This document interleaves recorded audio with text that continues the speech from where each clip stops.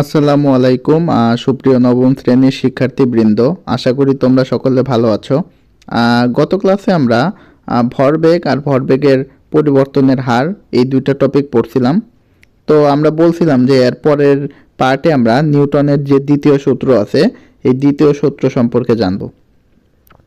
তো আজকে আমাদের পড়াশোনার শুরুতেই নিউটনের দ্বিতীয় সূত্রটা একটু দেখে আসি, নিউটন কি বিবৃতি করছে।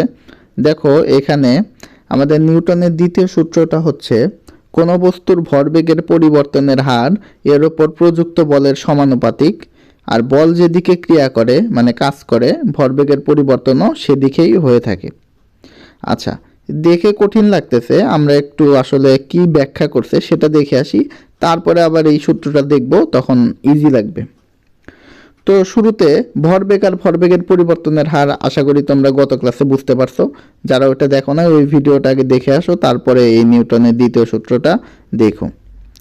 আচ্ছা, তো শুরুতে আমাদের দেখো এইখানে আমরা একটা ছবি আঁকছি। দেখো লাল কালারের বল একটা শুরুতে যে অবস্থায় ছিল ওখান থেকে সরায় আরেকটা অবস্থানে নিয়ে গেছি।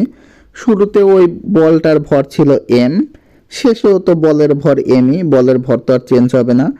তো শুরুতে ওই বলটার বেগ আদি বেগ ইউ, আর শেষে ওই বলটার শেষ বেগ ভি, সেটাই লিখছি এম ইউ। আর তাহলে ভরবেগ কি হবে?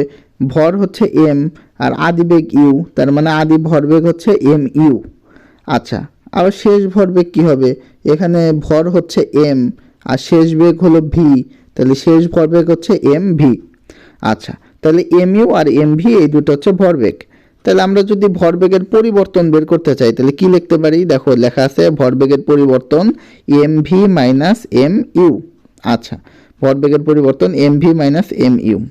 আচ্ছা, এখন ভরবেগের পরিবর্তনের হার গত ক্লাসে বলছিলাম যে হার বের করতে হলে সময় দিয়ে ভাগ করা লাগে, তাইলে M V minus M U by T, T দিয়ে ভাগ করছে, ঠিক আছে। তাহলে ভরবেগ আর ভরবেগের পরিবর্তনের হার ক্লিয়ার। তারপরে দেখো আমাদের এই m V minus M u, এখান থেকে এমটা কমন নেওয়া যায়, তাই না? কমন নিলে কি হয়? কমন নিয়ে সামনে নিয়ে আসছি, এমটা কমন নিয়ে সামনে নিয়ে আসছি, তাহলে হইলো কি M into V minus U by T, ঠিক আছে। এমটা কমন নিয়ে সামনে নিয়ে আসছি পরের লাইনে। এখন দেখো আমরা কিন্তু একটা সূত্র জানি, এই যে সবুজ কালার দিয়ে মার্ক করছিলাম, এই সূত্রটা কি? আমরা সূত্র জানি কি V is equal to U plus A T, বা এ ইজ ইকুয়াল টু কি V minus U by T, A is equal to V minus U by T, এই সূত্রটা আমরা জানি, মুখস্থ সূত্র।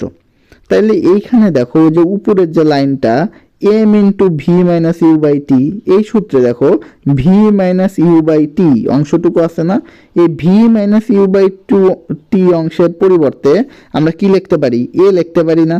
তাহলে আমাদের কি হলো, এই যে এখানে ভি মাইনাস ইউ বাই টি এর পরিবর্তে যদি এ লিখি তখন আমাদের লাইনটা দাঁড়ায় ভরবেগের পরিবর্তনের her is equal to M A, ঠিক আছে। ভরবেগের পরিবর্তনের her is equal to M এ, এখানে ভরবেগের পরিবর্তনের her is equal to M A.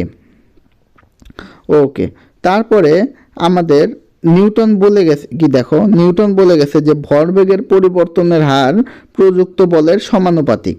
তাহলে এখানে ভরবেগের পরিবর্তনের হার হচ্ছে এম এ পর্যন্ত বের করে রাখলাম আমরা। তাহলে এম এ হচ্ছে আমাদের প্রযুক্ত বলের সমানুপাতিক, মানে এম এ কার সমানুপাতিক? বলের। তাহলে এম এ সমানুপাতিক এফ, এই যে দেখো এম এ সমানুপাতিক এফ। আচ্ছা, তার মানে কি এফ সমানুপাতিক এম এ, একই জিনিস। এম এ সমানুপাতিক এ বা এফ সমানুপাতিক এম এ একই জিনিস। আচ্ছা, তার মানে নিউটনের কিন্তু এই দ্বিতীয় সূত্রের প্রথম অংশটা কিন্তু আমরা বুঝলাম যে কোনো বস্তুর ভরবেগের পরিবর্তনের হার প্রযুক্ত বলের সমানুপাতিক। কিভাবে আসছে সেটাও আমরা কিন্তু দেখলাম। আচ্ছা, তাহলে কি দাঁড়াইলো আমাদের? এফ সমানুপাতিক এম এ। আচ্ছা, তারপরে এই সমানুপাতিক চিহ্নটা যদি আমরা তুলে দেই তখন কি দাঁড়ায়? F is equal to K M A. সমানুপাতিক চিহ্ন তুললে একটা ধ্রুবক নিয়ে আসা লাগে, এখানে ধ্রুবক হিসাবে আমরা কে নিয়ে আসছি, ঠিক আছে, ধ্রুবক হিসাবে কে নিয়ে আসছি। ওকে, তাহলে F is equal to K M A. এখন কে সমান বিজ্ঞানীরা ওয়ান ধরে সবসময়, কে এর মান ওয়ান, কে এর মান ওয়ান ধরলে সূত্রটা দ্বারাই F is equal to M A. তাহলে এটাই হচ্ছে আমাদের নিউটনের দ্বিতীয় সূত্র থেকে আমরা একটা সূত্র ডিরাইভ করতে পারলাম, সেটা হচ্ছে F is equal to M A. আচ্ছা, আশা করি তোমরা বুঝতে পারছো এইটুকু সূত্রটা কিভাবে আসছে। তারপরে যদি আমরা একটু নিচের দিকে যাই তাহলে দেখো একটা অঙ্ক করতে দিছে আমাদের এই সূত্র ইউজ করে। দেখো এখানে, আচ্ছা, নিউটনের সূত্রের কিন্তু একটা অংশ একটু বাকি আছে, আমরা একটু শেষ করে নেই। এই যে প্রথম অংশটুকু কিন্তু শেষ হয়েছে যে ভরবেগের পরিবর্তনের হার প্রযুক্ত বলের সমানুপাতিক। তাহলে এটুক তো আমরা দেখলাম এফ সমানুপাতিক M A, F is equal to M A আসছে লাস্টের সূত্র। কিন্তু আরেকটা অংশ যে আছে পরে, বল যেদিকে কাজ করে ভরবেগের পরিবর্তনও সেদিকেই হয়ে থাকে। মানে তুমি যেই দিকে ফোর্স দিবা, বল দিবা, মনে করো কোনো একটা বস্তুর যেই দিকে ধাক্কা দিবা ওর ভরবেগের পরিবর্তনও ওই দিকে ঘটবে। এটা কিন্তু সহজ জিনিস। তুমি মনে করো যে একটা চেয়ারে ধাক্কা দিলা, তাহলে চেয়ারটা সামনের দিকে ধাক্কা দিলে সামনের দিকে যাবে, সাইডে ধাক্কা দিলে সাইডে যাবে, পিছনের দিকে টানলে পিছনের দিকে আসবে। তার মানে তুমি যেই দিকে করে বল দিবা ওর ভরবেগের পরিবর্তনও ঠিক ওই পাশেই ঘটবে। ঠিক আছে, তাহলে এইটুকু পুরাটাই আমরা শেষ করলাম। নিউটনের সূত্রের দুটো অংশ ছিল, দুটো অংশই বুঝলাম। তারপরে এই যে যেই অঙ্কটা করার কথা, আমরা একটু অঙ্কটা দেখি। দেখো এখানে বলছে 50 ms inverse metre per second বেগে চলমান 750 কেজি ভরের একটা গাড়ির বেগ 10 সেকেন্ড সময়ে বৃদ্ধি পেয়ে 70 মিটার পার সেকেন্ড হলো। ঠিক আছে, তার মানে 10 সেকেন্ডে বেগ বাড়ছে, মানে 50 ছিল বেগ, ওটা 10 সেকেন্ডে বাইরে 70 হয়েছে। আর গাড়িটার ভরও দেওয়া আছে 750 কেজি। বলছে গাড়ির ইঞ্জিন কি পরিমাণ বল প্রয়োগ করছে। আচ্ছা, বলের সূত্র কি? বলের সূত্রটা ছিল F is equal to M A, ঠিক না? আমরা একটু আগে যে প্রমাণ করে আসলাম F is equal to M A, এই সূত্রটা প্রমাণ করছি। এখন কথা হলো যে এইখানে দেখো আমাদের ই এর মান দেওয়া আছে, এম এর মান দেওয়া আছে 750 কেজি ভর, গাড়িটার ভর কত 750, এটা দেওয়া আছে। কিন্তু এ এর মান, এ যে আছে ত্বরণ, এটার মান কিন্তু সরাসরি দেওয়া নাই। তাহলে এটা আমরা বের করব। এর মানটা সরাসরি দেওয়া নাই যেহেতু আমরা বের করব। দেখো এখানে এটা কিভাবে বের করা যায়, একটু আগে একটা সূত্র দেখলাম, A is equal to V minus U by T. আচ্ছা, এখানে মানগুলো বসায় দাও। ভি কত, শেষ বেগ কত, দেখো তো শেষ বেগ দেওয়া আছে হলো 70, বেগ বাইরে 70 হয়েছে, তাহলে ভি এর জায়গায় আমরা বসাবো 70। তারপরে দেখো এখানে আমাদের আদি বেগ কত, 50 ms বেগে চলমান, 50 ms inverse metre per second বেগে চলমান, তার মানে আদি বেগ হচ্ছে 50। তাহলে 70 মাইনাস 50 ভাগ 2, 2 কারণ কি, ভাগ 2 হচ্ছে আমাদের এইখানে।